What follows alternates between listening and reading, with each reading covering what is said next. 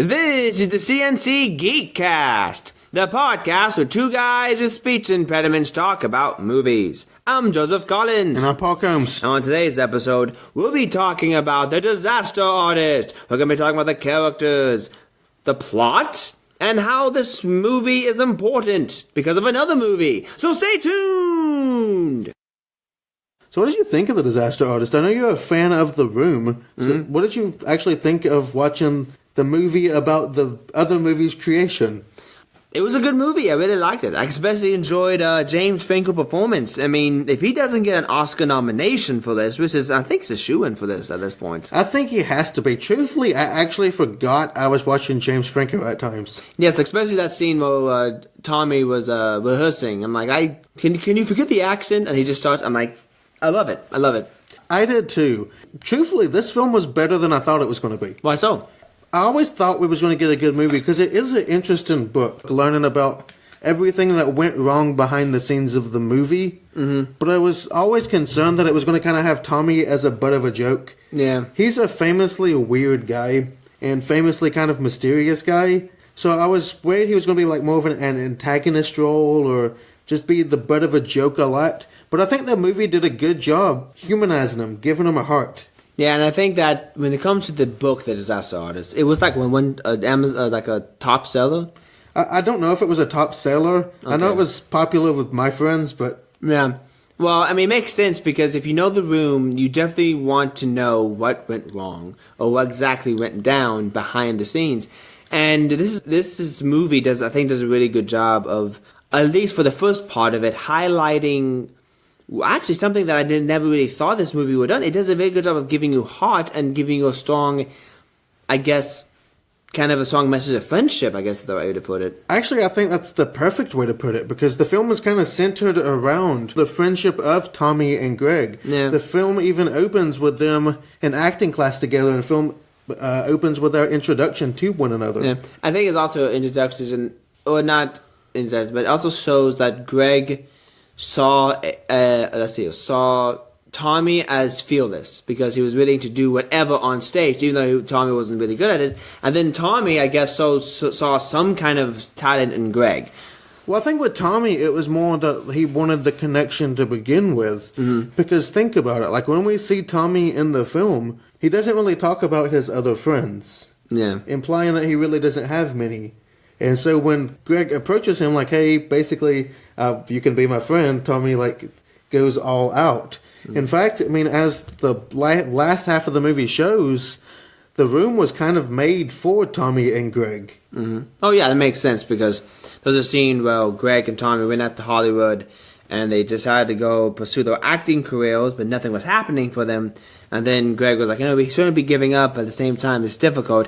I just wish we could make our own movie. And Tom was like, that's a great idea. Let's go out there and do that. That's fantastic. And, of course, Tommy got a big head about it. He started writing. And obviously, it was obvious that he was not a good... He didn't know much about writing at the time. Or at least a movie.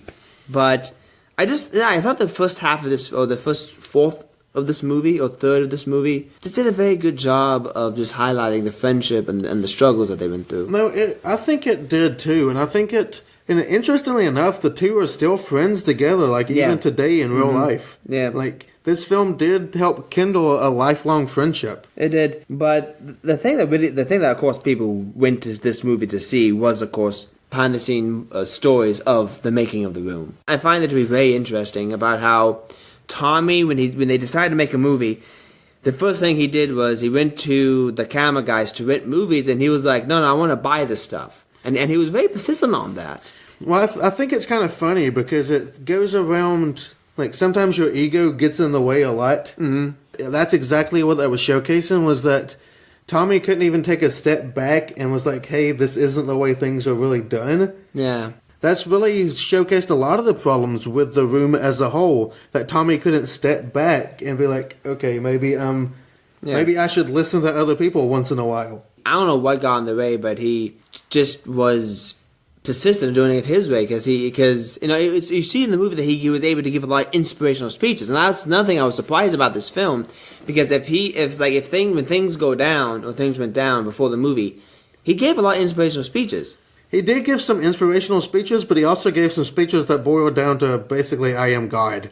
Yeah, that too. But at the same time, when you first hear that, it kind of gives you that sense of, oh, maybe maybe there's something to this guy that we don't really know, kind of a hidden gem, and then you realize it's a lot of talk. Now, he is a lot of talk. It goes to show, like, the kind of the duality of man. Yeah, he has this heart, but it also... he has all these other awful qualities. Mm-hmm. Yeah, absolutely. And it's just, I also love this, enjoy this movie about how James Franco and the writers decided to put the idea in the audience's mind that he was seen as a villain. Because there's one scene where he was auditioning for a play, and the director was like, I kind of see you as a villain, kind of Frankenstein's monster, kind of a Dracula.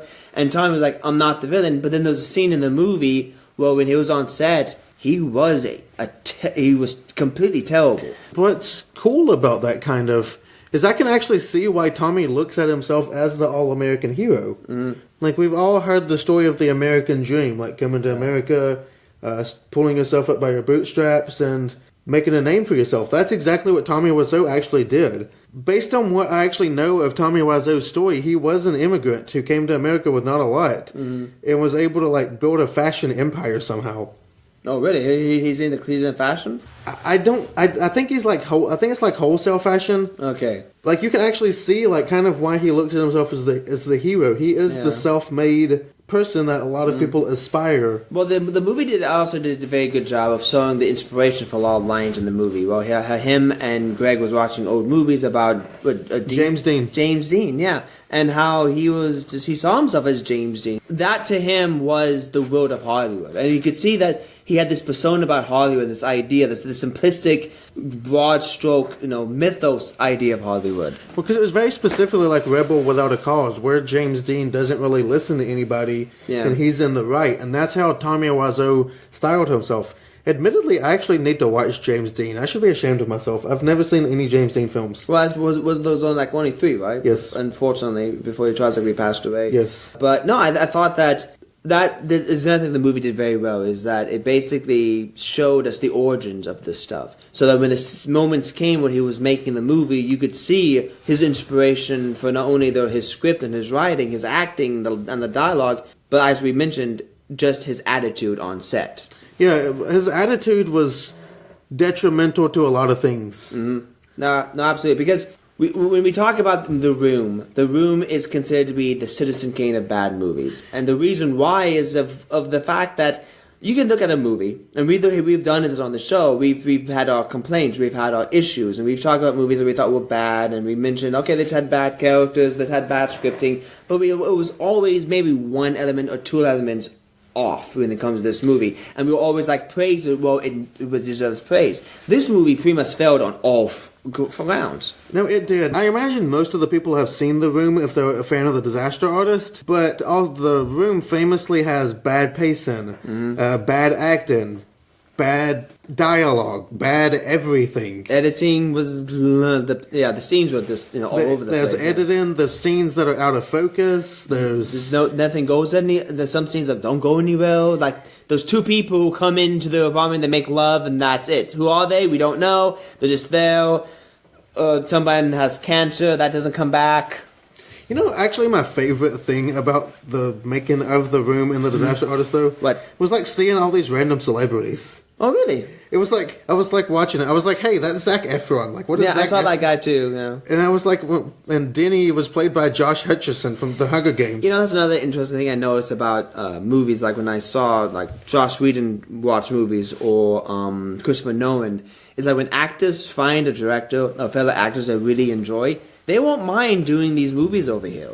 They want to come in mind doing things. Yeah, we'd love to come in and just do an appearance, even though I don't know how much money they get paid for that appearance.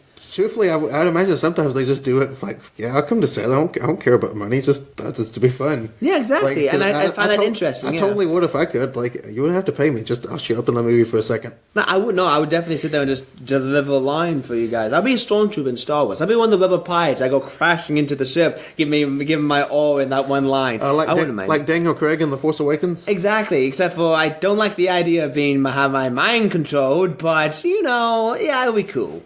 Exactly, but getting back to everything, no, this movie, I mean, when this movie started getting to the point where we were seeing everything on the set, that's when I was like, okay, here we go. Here's the meat of the story. And even then, like you said, it didn't make fun of Tommy Wiseau. It did a very good job of showcasing what went down. And I really liked Seth Rogen's character in this. I really like Seth Rogen in this movie because we didn't get the normal Seth Rogen that we get. Yeah. Like, Seth Rogen is a very funny man, just truthfully. But a lot of times you kind of know what you're getting when you get Seth Rogen. You're getting kind of the stoner comedy kind of guy. Yeah. And in this, he had more of the professional appearance. Like, what in the world is going on here? Like, exactly. that was his character in this. Like, I don't know what in the world is going on, but I'm getting paid. So whatever. Yeah, at the same time, it feels like he's an audience surrogate. Yeah. In a lot of areas, because he asked in the movie. He asked a lot of questions that we were asking as a director photographer. Because there's one point, the scene where Greg and Tommy was on the rooftop, the classic scene where Greg tells the story about how he knew a girl that had 12 guys, and then one of those guys beat him up, put him in the hospital, and Tommy just laughed and said, "Oh, sometimes you tell the great stories." And the director of photography was like, "Wait, why is he laughing at that? I don't understand. This is not a funny story." And then he said to Tommy, "Should you be laughing? You certainly would be laughing." And this goes back to Tommy's ego. He continued doing it because he thought that he was right. Yeah. And I just found that to be really funny because that's exactly what we were asking as audience members, and it's refreshing to know that there's someone on set who was asking the exact same questions. Well, even reading the Disaster Artist book, there were a lot of actors and actresses asking this question because the actress that played the woman with breast cancer was like, "Where does this breast cancer thing go? Like, why is it even in there?" But at the same time, that woman had a very good line in the movie. Well, there was a scene where Tommy got late to the set. It was 4 hours late, and the set was really burning up. And it was also funny because when he went to buy the cameras, he decided to not rent the cameras, but buy them flat out. But the deal was you can buy them, but the camera company was like, "Well, use our set." And this set was really hot, and she unfortunately passed out at one point. And then they stopped, they got drinks, and when she was asked, "Why are you doing this?" she responded, "Well, it's a bad day, but when it comes to this job, one bad day on a movie set is far better than anything else we could be doing." Yeah, so she was like, one bad day on a movie set, you're still on a movie set. Exactly. Because this is actually the woman's only acting credit. Yeah. And she had always wanted to be in a movie. So she had responded to the open auditions. Yeah, okay. And Tommy had cast her in the film, and she was the woman that actually played her in real life was actually so happy about that. Oh, wow. I didn't know, though. Yeah. I didn't know. Like, the Disaster Artist book actually has a lot of fantastic kind of tidbits of that. It goes into a lot more detail with some things than this does. Another thing I liked about this film, and we talked about how this is the Citizen Kane of all movies, I have no doubt in my mind, and this is speculation on my part, that some profession film school uses this movie as a visual representation of what not to do in making a movie. Well, they definitely could. As you said, it's a perfect encapsulation of a bad movie. Like, yeah, there are bad movies for other reasons, but there are a few movies that are bad in every way. Yeah, and I think this is what the disaster movie does so good is it showcases when it gets to the point where they're making the film why it's so important to memorize your lines. Because at one point, Tommy, after Greg got done with his scene, the director of photography said to Greg, "Oh, that was a good scene that you did." And of course, Tommy got upset and got jealous, so he decided to go and do his scene, and he completely forgot the line, and he keeps on asking, and they did that, 67 times? I don't know. It was a great comedic moment, though, because the time you get to the end, you can hear the crew reciting the words that he's supposed to say. And then I loved it because Greg's like, "Let me try something. Okay. He'll hold this and have intensity. Go out there and go for it. Like, oh yeah, you're right, Greg. You're right. You didn't say that before. Like, let's do it." He said it perfectly, and everybody was like, "Is this happening? This just happened. Cut, paste, let's go and do it." And it does a great job of explaining why it went down the way that it did. No, it did. It showed how much his ego got in the way. And I really liked the humanization of Tommy, because you kind of have the first scenes that introduce his friendship, introduce his fearlessness, and then the second half in the movie you get introduced to his ego. Yeah, but also his just basically his I want to say I guess verbally abusive side too, because you had the famous sex scene in this film, and he got to a point where he hired the woman I forgot what was the actor's name was. I don't know either. But the one point where he was in bed and then he saw like a zit or something, I don't know, on the shoulder, and said that's disgusting, and got into his mind the image of Hollywood perfection. Like she has to be perfect in all ways, way, shape, and form. Kind of also a showcase of how the Hollywood mindset can destroy our perception of things. Yeah. I don't know that it wanted to. I don't know if that was intentional, but thinking about the way people visualize things in Hollywood in comparison to how they actually are is just it's an interesting thought. It is an interesting because the beginning of the scene, the movie, does show them driving through Hollywood, and they had like it was sunny and it was beautiful. He had people in rich houses and rich cars. And the movie did a very good job of showing what people think Hollywood is like. Oh, this is why you come to Hollywood for. It's to get all these riches and all these glory and all this honor. And that's exactly what they were going for. They wanted to be star. They wanted to be, movie. And unfortunately, they produced something that was anything but. And then you see them. You also see them trying to do it the hard way, going around to all the agents and everything. And yep. Greg meeting with the agent, even getting the agent, and then just having nothing happen. Yeah, and that's what inspired them to make the movie. But I was watching an interview with James Franco, and the one thing he said about this movie, and I think it's one of the reasons why this is such an endearing movie for people, is regardless of the heartache, regardless of all the bad things he's done, Tommy still got this movie made.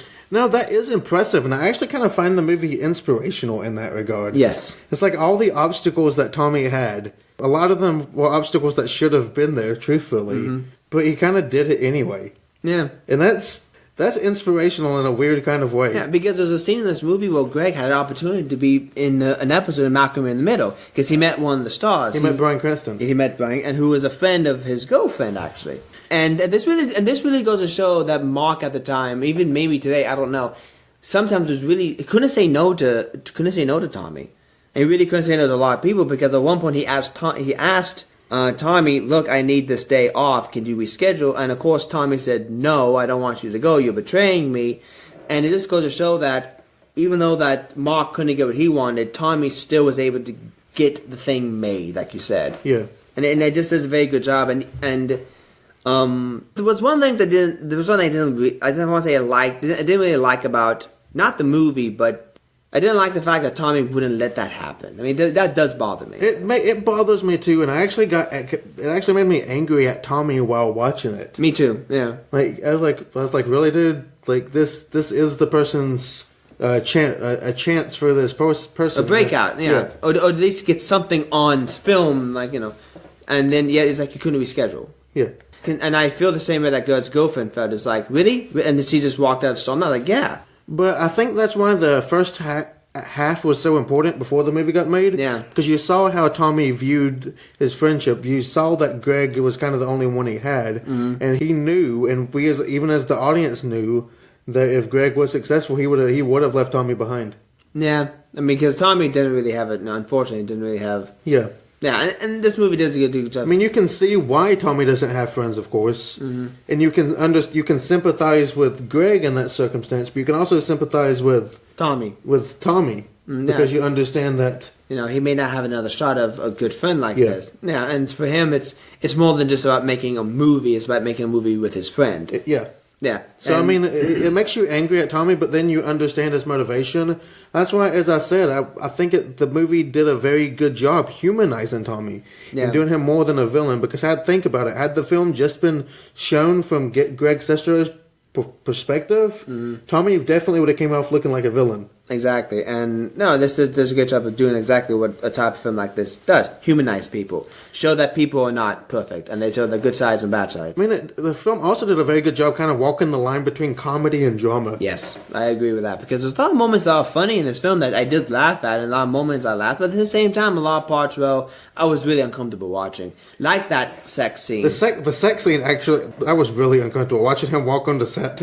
Yeah, but not even walking on set, but just the way he acted. Well, the way he acted and then walking on the open set like that, because, again, that isn't how that's done. Like, when the sex scenes happen, they close the set, they keep as few people there as possible, because it's a personal time for the actors, the professionals and the crew and everything. You won't You want everybody to be as comfortable as possible. Now, actually, there may be some union rules also put in play. I don't know about that. I don't know, truthfully, Yeah. but I imagine it's also there to make everybody comfortable because Exactly. Tommy walked in and made everybody uncomfortable, Yes. even the audience. Yes. And speaking of the audience, when the film got produced, after they had the fallout, because there was a scene in the film where Greg and Tommy had a fallout. Well, they went to play football, they got someone else to film it, and they had a fight, and Greg just walked off saying, where'd the money come from? Who are you? You've been lying to me all this time, you haven't been honest.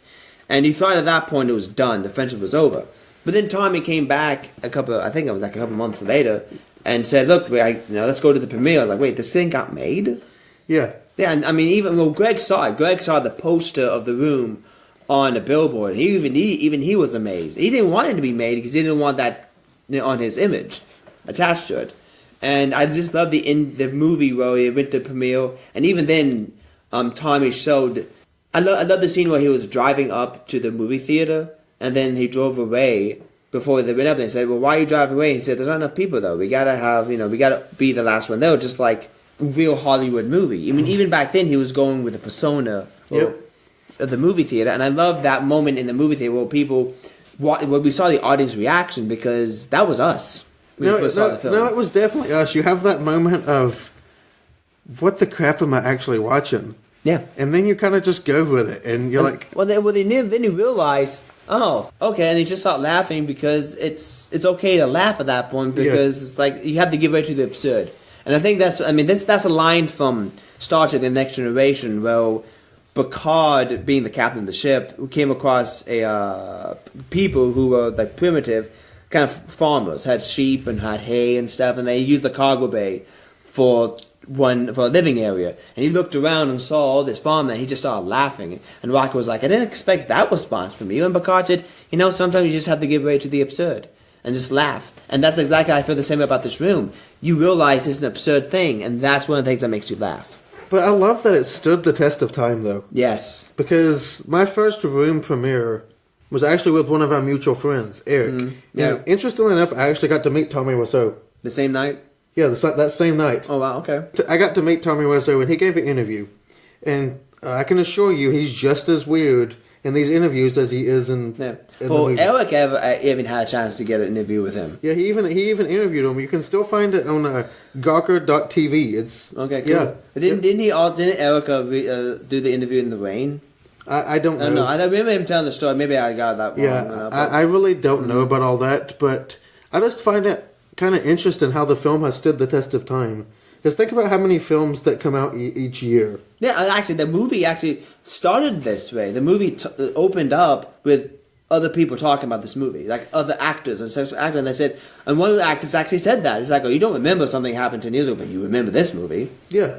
So it's interesting to think about, just because it's one of those just unlikely stories. Mm-hmm. This weirdly rich immigrant decided to make a movie for him and his friend, and it turned out to be this cult phenomenon. Yeah, it was the most crappiest. It's a crap movie, but at the same time, like I said, something about it is enduring, and maybe it's because of the fact that there's a connection there where Tommy is not a Hollywood director; he's one of us. I think it's also the knowledge that everything went wrong. Yeah. So it's one of those things what makes it okay to laugh at, okay to poke fun at, because it's not like the digger you deep, you're mining for gold. It's you digging for deep and you end up hitting a sewer line. Yeah, exactly. Exactly. To be honest, I don't know why these type of films get the response and the cult following that they do. Well, I think also the experience itself helps with this one, because if you ever go to the Plaza, it's a Atlanta theater, where old Atlanta theater, they have showings of this every couple months, and it's an event. People bring the football, they do the football scene. Actually, I wish the disaster artist would have explained the spoons thing, because that's kind of interesting. Yeah, why is that? Well, why is the spoon thing a thing? When Tommy ended up giving the production designer just some money, it was like, hey, just go buy some stuff for the walls and stuff. Yeah. So she thought it would be funny to get all the spoons pictures. She went to like a thrift store and they had all these pictures of spoons. She went to a consignment shop. Oh wow! And she got them. Yep. And people just threw spoons. Yep. So it turned, because it's one of those things. It's like, why is there a picture of a spoon?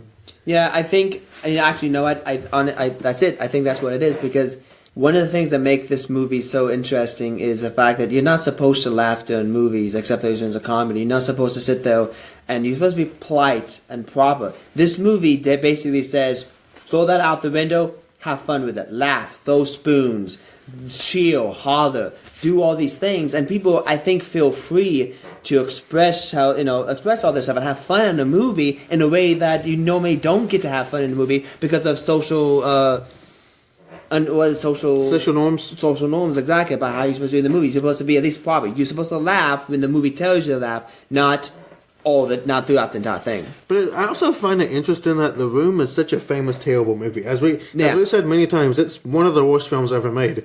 Actually, it's funny because I have a coworker, and he said that, I just found out this new found this new movie. Have you heard about The Room? I'm like, yes. He's like, oh my god, so funny. And he starts quoting. I'm like, been there, done that. And he started reading the book. He said, did you know this happened? Yes. I mean, so he discovered it for the first time, and he's like, what has this been my entire life?